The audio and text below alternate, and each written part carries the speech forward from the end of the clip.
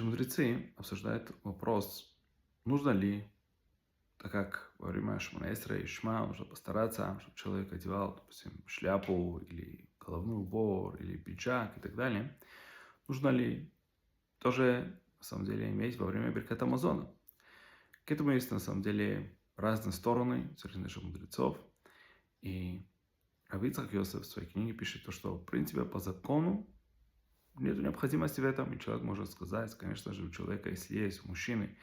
головной убор, кипа или какой-то другой головной убор, где он может сказать благословение, к этому уже, в принципе, достаточно, чтобы сказал человек Беркат Амазон. Если человек, да, делает,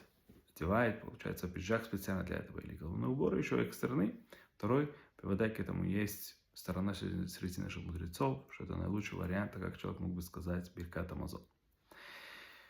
Нужно обратить внимание, то, что иногда человек находится в такой ситуации, то, что человек должен, допустим, сказать сейчас Беркат Амазон, у него нет уголовного убора, то мы должны знать, то, что покрывая своими руками, да, голыми руками голову, это не является галахический головной убор и покрытие на голове. Как минимум, то, что человек может делать, это взять часть его одежды, допустим, сторона его пиджака или рубашки или свитера, или что такое, и вот таким образом может поставить на свою голову, чтобы какая-то одежда была, ткань, что такое на его голове, чтобы как минимум таким образом было сказано Беркат Амазон,